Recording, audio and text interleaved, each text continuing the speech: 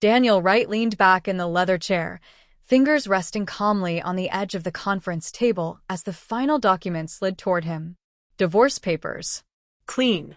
Efficient. Exactly how he liked things. Across from him, his attorney spoke softly, explaining next steps, timelines, signatures. Daniel barely listened. This part was already decided. Hannah wouldn't fight. She never did. She'd accept it quietly, maybe ask a question or two, then disappear from his daily life like she always had. Supportive, invisible, replaceable. He signed. Relief settled in his chest. But then the clerk cleared her throat and glanced at the screen in front of her. "Before we proceed," she said professionally, "we'll need to update the record to reflect the respondent's current legal and professional name." Daniel didn't look up. Captain Hannah Wright Hale. The room shifted. Daniel's pen stopped mid-motion. His breath caught, not sharply, but enough to notice. Enough to make his hand go still. "Captain?"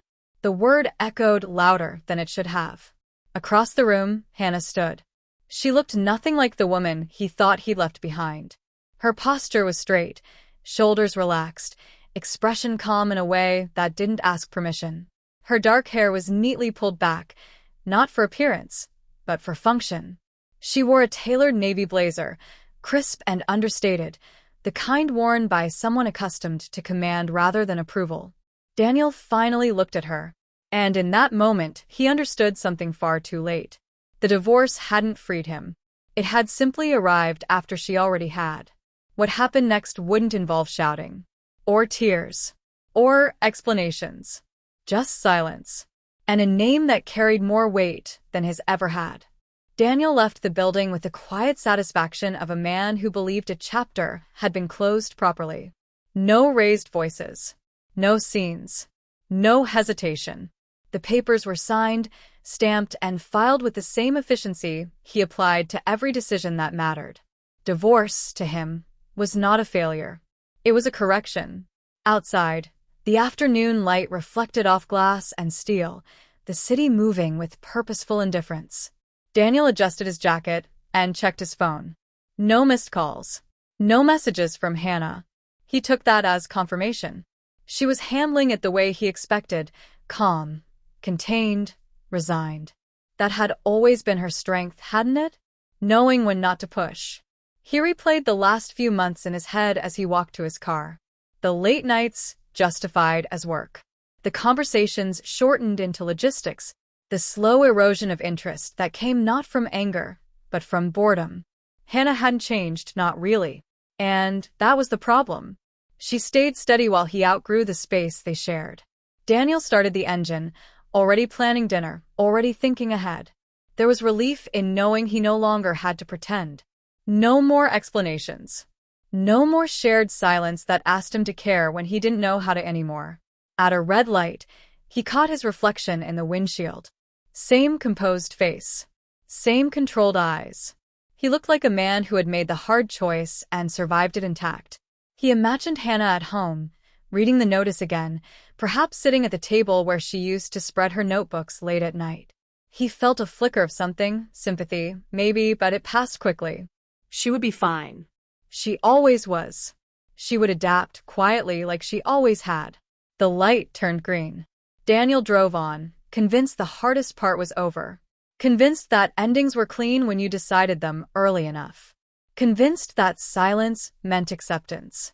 He didn't know that while he was moving forward so confidently, Hannah had already stepped into a different current, one that didn't wait for his approval and never intended to circle back. Daniel didn't expect Hannah to reach out, but when she did, it was with the same restraint that had always defined her. A short message. Polite. Practical. She suggested a time to collect a few remaining documents from the house, nothing more. No questions. No accusations. No hint of fracture. That should have reassured him.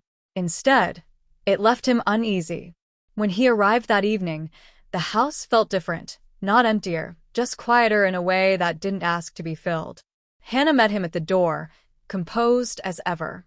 Her posture was straight, her expression neutral, her voice steady. She looked well. Not brittle. Not wounded. If anything, She looked focused, as though her attention was already elsewhere.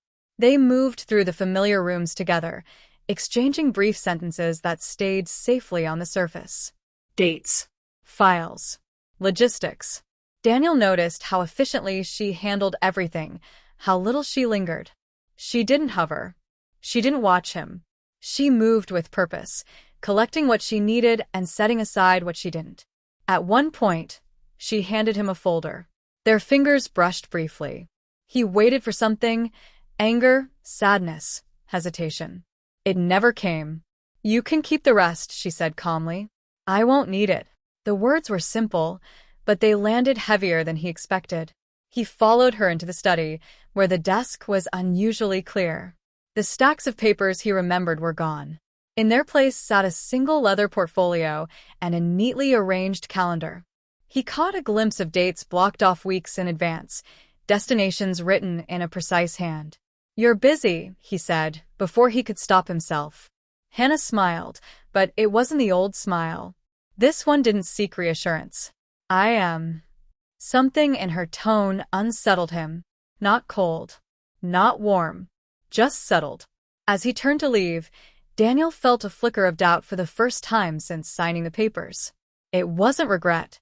It was confusion. This wasn't how endings were supposed to look. There should have been grief, or at least a pause. But Hannah stood there, composed and unburdened, as if the version of her he thought he knew had already stepped aside. And for reasons he couldn't name, Daniel walked out feeling less certain than when he'd arrived. The signs appeared quietly, the way most important things did, without announcement, without asking to be noticed. Daniel only realized they were there after they began to bother him. It started with an email from the bank confirming a change to a joint account. Nothing alarming, just procedural. He skimmed it once, then again, noticing Hannah's name formatted differently. Right Hale. He frowned, then dismissed it as a clerical update tied to the divorce. People hyphenated names all the time. A few days later, a courier delivered a sealed envelope to his office by mistake. The address was Hannah's, but the sender caught his eye: a maritime authority seal embossed in blue. He stood there longer than necessary, turning the envelope once before handing it back to reception, telling himself it was none of his business. At night, when the apartment was quiet, he caught himself replaying moments from their marriage that had once seemed unimportant. Hannah studying late, surrounded by manuals he hadn't bothered to read. Phone calls she took in another room. Weekends she spent away for training. He had assumed it was a phase, something to keep her occupied while he focused on real responsibilities. Now, those memories rearranged themselves into something sharper. He told himself he was imagining patterns because the divorce had disrupted his routine. That was all. People didn't reinvent themselves so completely without making noise about it. Hannah wasn't that kind of person. And yet, at a mutual acquaintance's dinner party, her name came up casually. Someone mentioned she was away again, said it with a note of respect Daniel didn't recognize. Another person nodded knowingly, adding, "She's earned it." Earned what? Daniel laughed it off, changed the subject, but the question lingered long after dessert. On the drive home, the city lights blurred past his windshield, and for the first time, the certainty he'd carried began to thin. He realized then that Hannah hadn't vanished after the divorce. She had simply moved forward without leaving a trail he knew how to follow. The most unsettling part wasn't that she had changed. It was that she had changed while he was still standing exactly where he'd always been, confident, certain, and suddenly aware that he might have missed the moment when everything shifted. The document arrived on a Thursday morning, folded neatly inside a plain envelope that blended in with the rest of Daniel's mail.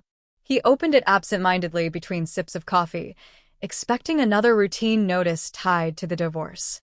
Instead, his eyes slowed, then stopped. The name at the top wasn't wrong. It was just unfamiliar. Hannah Wright Hale. He read it twice, then a third time, as if repetition might restore the version he recognized. His first instinct was irritation. A name change? Already? It felt premature, almost pointed. He scanned the page for context, dates, legal references, certifications. The language was formal, precise, unmistakably official. This wasn't symbolic. It was permanent. Further down, a line of text caught his attention, cold and efficient. Professional designation updated per Federal Registry. Daniel's jaw tightened. Registry? His mind searched for explanations that didn't require him to confront the obvious. He told himself it was procedural. A formality tied to licensing, perhaps. Something administrative that looked more significant than it actually was. Still, his fingers traced the margin of the page, lingering near the name as if it carried weight beyond ink. He folded the document carefully and set it aside, then immediately picked it up again. The truth pressed in slowly, not as panic, but as a dull, growing pressure. Hannah hadn't just altered her name. She had aligned it with something else, something structured, recognized, earned. The kind of change that didn't happen on impulse. Later that day, Daniel found himself rereading old messages, looking for signs he might have missed. Mentions of exams, travel confirmations, deadlines she had once waved off with a smile and a vague explanation. At the time, he had assumed they were distractions, ways for her to fill space he no longer occupied. Now, they looked like preparation. The realization unsettled him more than anger ever could. Hannah hadn't reacted to the divorce because she hadn't needed to. She hadn't clung or argued because she was already in motion. Daniel leaned back in his chair, the paper resting on the desk between his hands. For the first time since filing, doubt settled in, not about the divorce, but about the certainty that had carried him through it. The name on the page wasn't just different. It belonged to someone he was no longer sure he knew. The announcement happened in a room Daniel hadn't expected to feel small in. He stood near the back, one hand resting against the smooth wood of the bench, half listening as names were called and formalities observed. It was supposed to be procedural, another step, another signature, another confirmation that everything was moving forward as planned. He told himself he was only there to close a loop. Then the clerk cleared her throat. "Next on the docket," she said, voice even, practiced, "Captain Hannah Wrighthale." The word landed first. Captain. Not loud, not dramatic, just precise. Daniel felt it before he understood it. A tightening in his chest. A brief, involuntary pause in his breathing. Around him, chairs shifted, papers rustled. Someone murmured appreciation. It was all ordinary, which somehow made it worse. Hannah stepped forward. There was no flourish to her movement. No hesitation either. She walked with the calm efficiency of someone accustomed to being acknowledged without needing to seek it. Her posture was straight, her expression composed, eyes forward. The title fit her so naturally that Daniel wondered how he had ever failed to imagine it. Captain Hannah Wrighthale. The full name echoed again as credentials were confirmed, each word reinforcing the same truth. This wasn't symbolic. It wasn't temporary. It wasn't something she was trying on. Daniel watched, frozen, as she responded with quiet confidence. Short answers. Clear voice. No glance in his direction. He felt suddenly exposed, as though everyone else in the room understood something he had only just begun to grasp. This wasn't an announcement meant for him. That was the sharpest part of it. Hannah wasn't proving anything. She wasn't reclaiming space or rewriting history. She was simply standing where she belonged. When it was over, the room moved on. Conversations resumed. The world continued without pause. Daniel stayed where he was, his certainty finally cracking. The title replayed in his mind, each syllable heavier than the last. He had expected closure. Instead, he had witnessed a beginning that didn't include him. And for the first time, he understood that the divorce hadn't marked the end of their marriage. It had marked the moment he stopped being relevant to her future. Daniel noticed the change not in Hannah, but in the way the room adjusted around her. After the announcement, people approached her with an ease that surprised him. Not familiarity, but respect. Questions were asked carefully. Comments were measured. Even the smallest exchanges carried an undercurrent of acknowledgement, as though everyone instinctively understood where she stood. Daniel watched from the edge of the space, a quiet observer to a reality he no longer fit into. Someone congratulated her on the appointment. Another referenced a recent operation she'd overseen, speaking with admiration that bordered on awe. Hannah listened without indulgence, responding with calm precision, deflecting praise without denying it. She didn't shrink from attention, but she didn't invite it either. It was simply there. Daniel felt himself fading. He tried to recall the last time anyone had spoken about him with that tone, when his presence alone had shifted conversations. He had always assumed it would happen automatically, that authority followed position. Watching Hannah, he understood how wrong that assumption had been. At one point, someone asked her opinion on a logistical matter unrelated to the proceedings. She answered thoughtfully, decisively. Heads nodded. Notes were taken. The room recalibrated itself around her response, as if guided by an unspoken agreement. Daniel stood there, hands in his pockets, acutely aware that no one was looking to him anymore. He caught a glimpse of himself reflected in a glass panel, still well-dressed, still composed, still outwardly unchanged. Yet something fundamental had shifted. The space he once occupied had been filled, not by noise or force, but by competence and quiet certainty. Hannah finally turned, her gaze passing over him briefly. There was no challenge in her eyes. No triumph. Just recognition, distant and neutral, like one might offer an old landmark no longer on the map. That was when it settled in. He hadn't lost her because she changed. He had lost her because she had grown into someone the world naturally made room for. As people began to disperse, Daniel felt an unfamiliar weight press into his chest. Not jealousy. Not regret.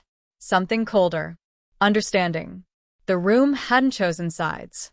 It had simply aligned itself with the person who belonged at its center. And it wasn't him. Daniel began to notice how little Hannah actually said. In meetings that followed, her voice was rarely the loudest, often not even the first. She listened, eyes attentive, posture relaxed, letting others circle their own points before she stepped in. When she did speak, it was brief, measured sentences that carried no excess, no need to persuade. Decisions seemed to settle the moment she finished, as though her words simply clarified what everyone already sensed was necessary. It unsettled him. Daniel had always believed influence required presence, assertion, explanation, a certain performance of confidence. Hannah offered none of that. She didn't compete for attention. She didn't justify her authority. She didn't raise her voice or soften it. She spoke only when there was something worth anchoring. And people responded. Schedules shifted to accommodate her availability. Discussions paused until she arrived. When questions were directed her way, they were framed carefully, respectfully, as though the answer mattered more than the asking. Daniel watched it happen again and again, the pattern unmistakable. Once, during a brief exchange near the exit, someone apologized to Hannah for a delay. She nodded once, accepting it without comment. The matter was closed. No explanation followed. None was required. Daniel realized then that she wasn't commanding through instruction, but through trust. Through a reputation built long before this moment, invisible to him because he hadn't been looking. He tried to imagine himself in her place, handling the same interactions. He pictured the explanations he would have given, the justifications he would have offered, the effort it would have taken. Hannah required none of it. At one point, someone glanced toward Daniel, as if expecting him to contribute. The look passed quickly, redirected back to Hannah when she stepped forward. The shift was subtle, but unmistakable. The center had moved. She crossed the room with steady purpose, her presence creating space without demanding it. When she stopped, others stopped. When she moved on, the room followed her momentum. Daniel felt something inside him give way, not with force, but with clarity. This was power he didn't know how to claim, because it couldn't be claimed at all. It had to be earned, then worn lightly. Hannah spoke less because she didn't need to prove anything. And in that silence, she held more control than he ever had. The paperwork had been finalized. The dates were set. The signatures complete. By every legal measure, Daniel had won the efficiency he wanted. The divorce was clean, uncontested, precise.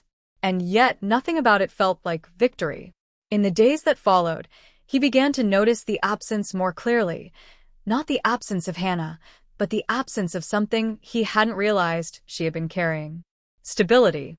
Quiet assurance. A presence that softened the edges of his certainty without ever challenging it outright. Without her, the silence in his life felt different. Louder. Hollow. He replayed the moments that now refused to settle. The way people deferred to her, the way rooms recalibrated when she entered, the way her composure never wavered. He had assumed separation would restore his sense of control. Instead, it stripped away the illusion that he had ever been the one holding things together. It became clear that the divorce had not freed him from weight. It had removed a counterbalance. Daniel realized then that while he had been planning his exit, Hannah had been building momentum. While he framed the marriage as something that limited him, she had treated it as one part of a much larger trajectory, one that did not stall when he stepped away. The hardest truth arrived quietly. He hadn't lost her because she failed to keep up. He had lost her because she no longer needed to slow down. There was no argument he could revisit, no moment he could reinterpret to change that outcome. The separation hadn't diminished her. It had clarified her path. And in doing so, it had exposed how small his certainty had been. Daniel sat alone one evening, the finalized documents resting untouched on the table. For the first time, he understood that endings didn't belong to the person who initiated them. They belonged to the person who continued forward with purpose. And in that understanding, Daniel recognized the truth he could no longer avoid. The divorce hadn't cost Hannah her footing. It had cost him his place beside her. Daniel saw Hannah one last time by chance, not arrangement. She was crossing the plaza outside a government building, sunlight catching briefly on the polished buttons of her coat. She walked with the same calm purpose he had come to recognize, not hurried, not hesitant. Around her, people adjusted instinctively, giving her space without being asked. Someone greeted her by title. Another fell into step beside her, already mid-conversation. She didn't look back. Daniel stood on the opposite side of the street, briefcase in hand, watching her move forward as if the path had always been clear. There was no dramatic distance between them, only a simple fact. Their trajectories no longer intersected. He waited for something to rise in him. Regret. Anger. The urge to be seen. None of it came. What settled instead was a quiet understanding that felt heavier than any emotion he'd known before. Hannah hadn't left him in anger. She hadn't left to prove a point. She had left because she was already somewhere else, mentally, professionally, inwardly, long before the divorce gave it a name. The light changed. Pedestrians moved. The moment passed. Daniel realized then that stillness wasn't always imposed. Sometimes it was chosen without you noticing. He had believed standing firm meant staying in place, holding ground. He hadn't understood that progress didn't announce itself, and those who moved ahead rarely turned around to explain why. Hannah disappeared into the building, her figure swallowed by glass and shadow. The doors closed softly behind her. Daniel remained where he was. For the first time, he didn't tell himself a story about what came next. He didn't frame the moment as a lesson or a loss that would somehow redeem him later. He simply stood, aware that life had continued on a path that no longer curved around his certainty. Some people leave loudly, burning bridges, so the sound can be mistaken for strength. Others leave quietly, because they've already crossed the distance. Daniel turned away at last, stepping back into the familiar rhythm of his own life. It felt smaller now, but honest in its limits. Ahead of him, the street stretched on, and somewhere beyond it, Hannah was already moving forward, never needing to look back to know she was ahead.